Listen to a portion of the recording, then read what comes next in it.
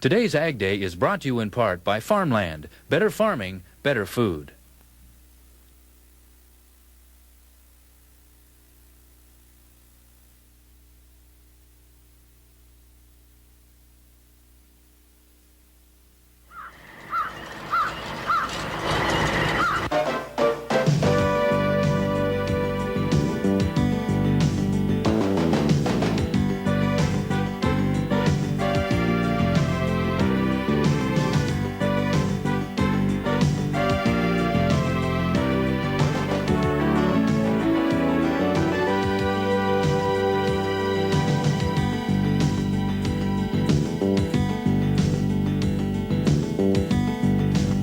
AgDay is brought to you in part by ICI Americas, producers of Eradicane, Sutan Plus, Sutazine Plus, and Eradicane Extra corn herbicides.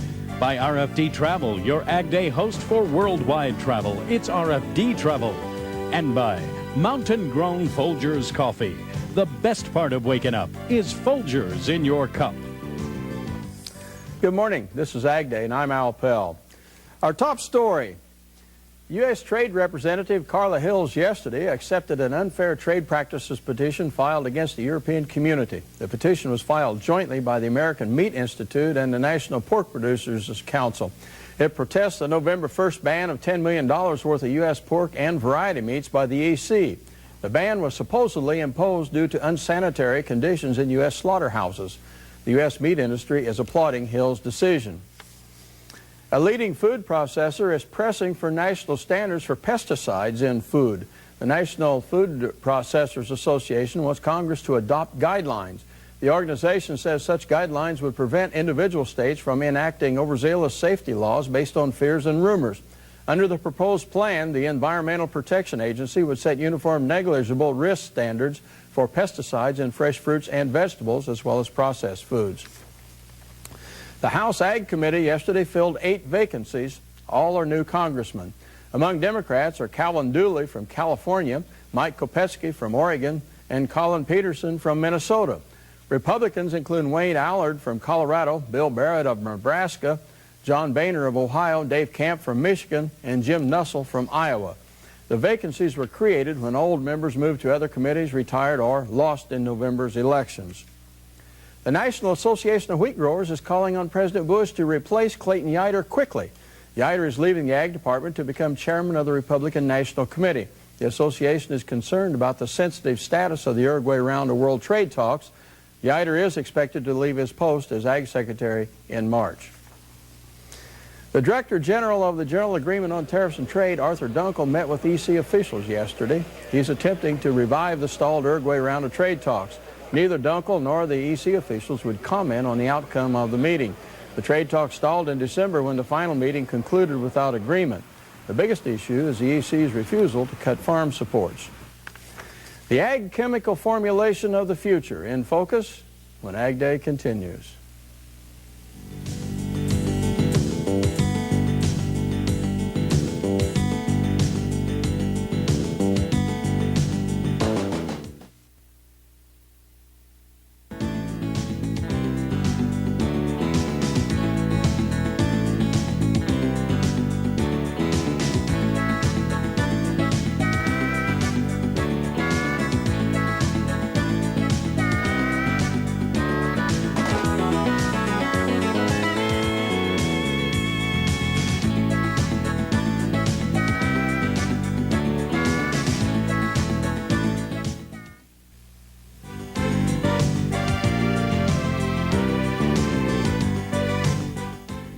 When dry flowable farm chemicals were first introduced in the 1970s, acceptance was slow.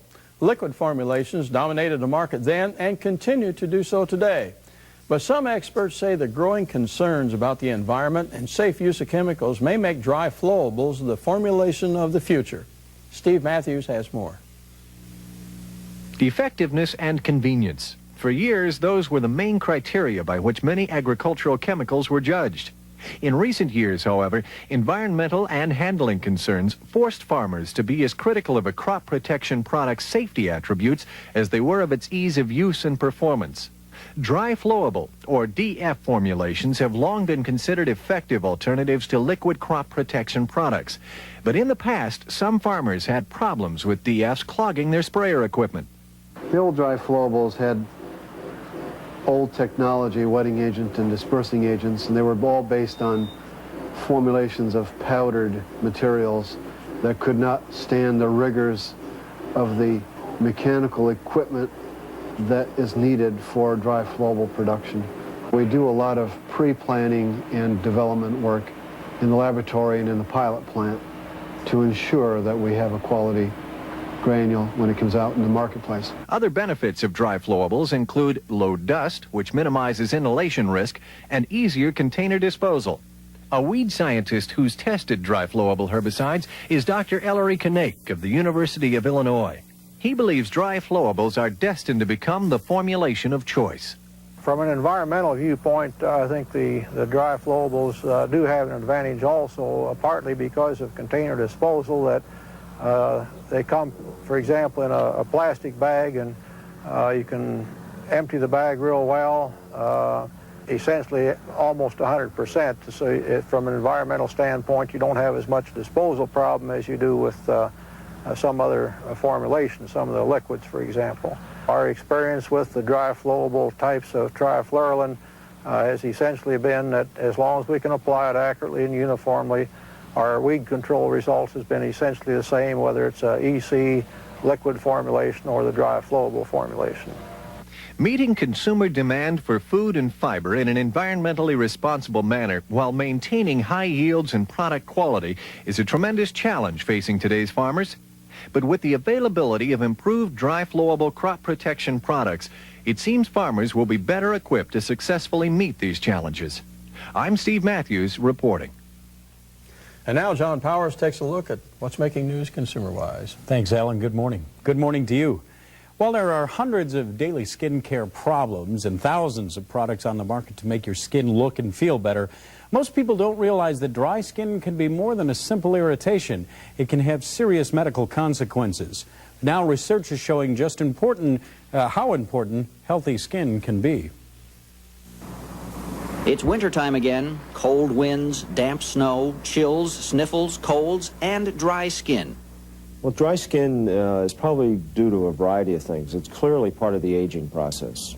We're all biologically winding down, so to speak. And as we do that, the outer portion of the skin, the stratum corneum, tends to thicken. And also, when the skin thickens and cracks, it does make it more vulnerable to infection. It's also very clear that chronic ultraviolet damage to skin accelerates and aggravates that process. At a recent meeting in Atlanta, physicians and researchers gathered to talk about new developments in dermatology.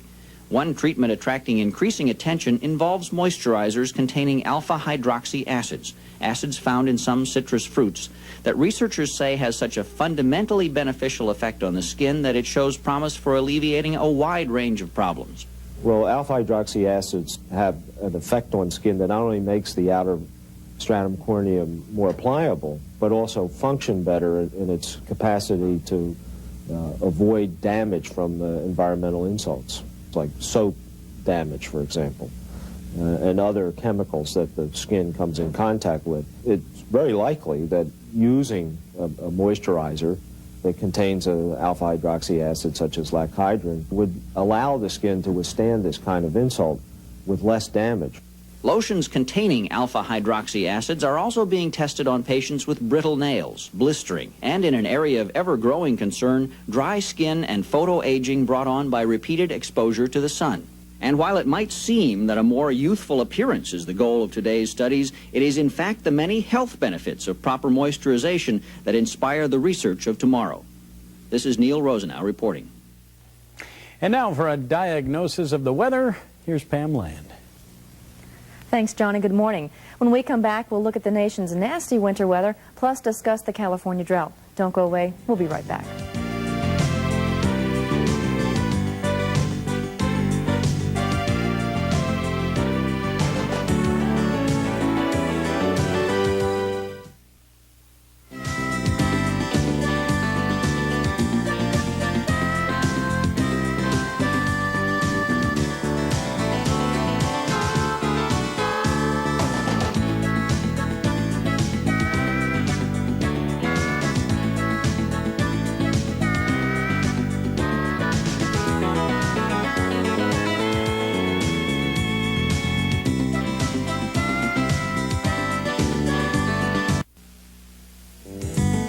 AgDay weather is brought to you by mountain-grown Folgers coffee. Folgers, the best part of waking up. And it is the winter season, and Pam Land is here to tell us about the weather. Boy, it just seems like there's one front after another pushing in across the nation from the west to the east, and the people that really are not getting any precip at all are those poor people in California. They really need some rain. Some of them are so poor, but they're dry, that's for sure. I didn't mean it that way. I know. Let's get out of this and go right into the California drought situation. Okay. California had some modest accumulations of precipitation in recent days, but water resource officials in California this week says the moisture was having no effect on ending 4 to 5 years of drought. Blue Canyon in California's Central Sierras managed to receive an inch of precip this week, but even this fell short of the more than 3 inches that is normal for a given week in January. The near-term outlook for California was for dry weather again today through Monday. Water resource officials impose a mandatory cutback, 30% for agriculture use, 17% for other uses. Areas affected by this: Ventura County south to the Mexico border. The forecast nationwide really calls for a lot of messy conditions. But let's go out west first, and typical snow across the northern plains and the northern Rockies. An area of high pressure will influence much of the desert southwest. And again, we just mentioned California. They're still going to be on the dry side. No rain in sight for them for the next couple of days, and sunshine spilling down into parts of Texas. Where the real nasty weather is going to be occurring, let's start northward in parts of Minnesota and Wisconsin and Michigan and parts of Indiana and Ohio, where they'll have some snowfall. And then it'll change into some freezing rain, some sleet across parts of southern Wisconsin into Illinois and Indiana later in the afternoon hours. And then further south, lots of rain where they don't need it. Flooding problems still occur down in that area. Some sunshine across the northeast until all this mess finally moves up across the northeastern part of the nation. Highs across the nation, not too bad. Actually, everyone's going to be warming up a bit. The cool spots only in the teens. If you remember a couple of weeks ago, sub-0 degree weather. So things are improving temperature-wise, still very warm down across the southeast. And as we head into tonight's lows, not much of a change, except for the teens and 20s spill southward just a bit, but still everyone pretty much above normal for this time of year. That's a look at the weather. Now let's take a look at your Folgers forecast for your hometown. The Des Moines area forecast for today: a weather advisory with 1 to 2 inches possible. We'll have a high of 25. Tonight, cloudy with a low of 15. And for Saturday, cloudy skies and a high of 30 degrees. Currently in Des Moines, light snow and 26 degrees. And the eastern half of the nation is going to get hit hard with a lot of wintry weather. I'll have that weekend outlook tomorrow. A lot of freezing ice and that kind of thing, right? Nasty weather. Yeah, okay. Thanks a lot, Okay. Pam. Market analyst Jim Bauer has some thoughts on the latest market activity. Al, yesterday was somewhat of a recovery day for some of the agricultural sectors, particularly corn and beans. Obviously, there was some short covering in front of this major report, and of course, a lot of the shorts were getting out of the market. The thing that's kind of interesting right now is, of course, we continue to see a lot of volatility in the stock and bond markets, which are probably most reflective of the Middle East situation. Of course, that's going to continue until that situation is resolved. Looking at the Brazilian situation, there does appear to be a little bit of a dry pocket starting to develop in part of Rio Grande do Sul, which is the major growing area in Brazil. Kind of the equivalent of, say, Iowa, that Iowa would be here in the United States. So that area has been getting along relatively well, but they do need a rain here the next week, and the market will focus on that now for the next 6 to 7 days. You've got to remember, too, that in Brazil, their soil structure is different than here in the Midwest. They are quite capable of producing excellent crops, but to do so, they need more rainfall, and that their soil does not hold moisture near as well as ours, as it is more of a red clay type of soil. So the market watches that closely. So again, I think the market will focus on the crop report and the situation in Rio Grande do Sul as far as the next direction in soybeans. How far should farmers go in preparing for war in the Mideast? Some thoughts when we return.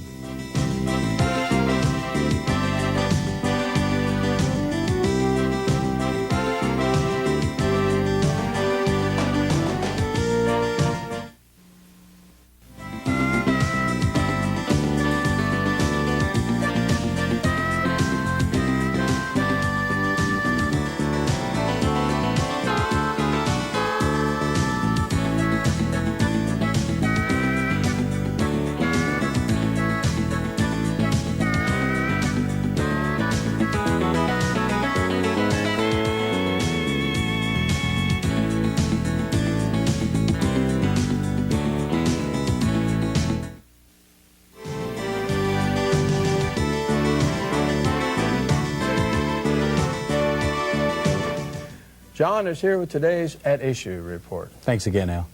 Georgia farmers are accustomed to making tough decisions, but now some of them are having an extremely hard time with one decision in particular. Joe Corson reports. To stockpile or not to stockpile? Fuel, chemicals, and fertilizers. That's the question many farmers ask themselves.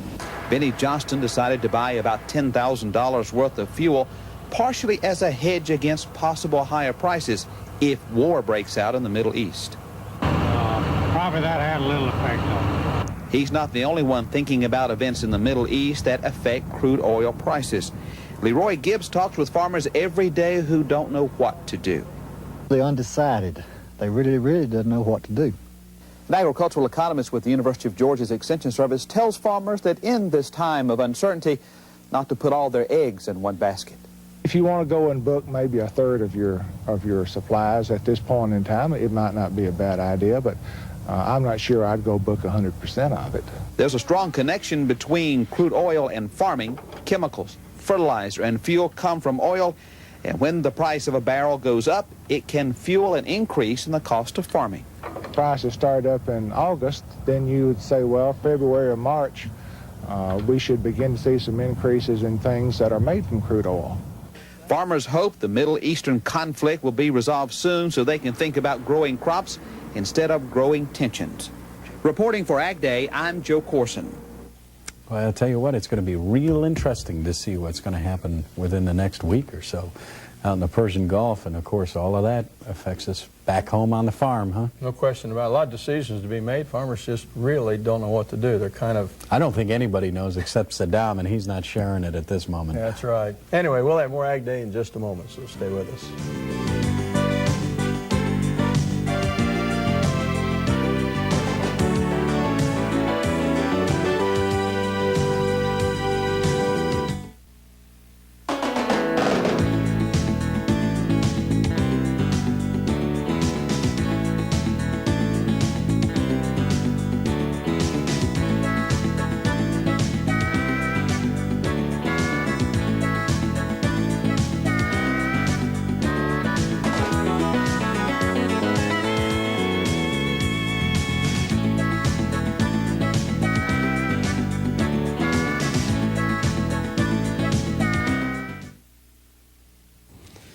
Hi, I'm Al Pell, your host of Ag Day. This coming March, I'll be attending the International Livestock and Machinery Show in Paris, France, and I'd like for you to join me for the special RFD travel tour and show. Just imagine touring the quaint villages of England, the majestic sights of Paris, and the beautiful Rhine River Valley of Germany. We'll visit farms, talk with farmers and their families, see their homes, and compare notes on how they live and work. This is a fascinating part of the world, and from country farms to the hustle-bustle of major cities, we'll experience both the technology and beauty of Europe. It's going to be a great trip. Spring comes early in Europe, and March is a great time to travel. I hope you will join me to see the sights. Just call 1-800-365-5359 for more information. This is a special RFD travel tour, so don't delay. That number, 1-800-365-5359. I'm really looking forward to the trip. I hope we can enjoy Europe together. Now, back to our show.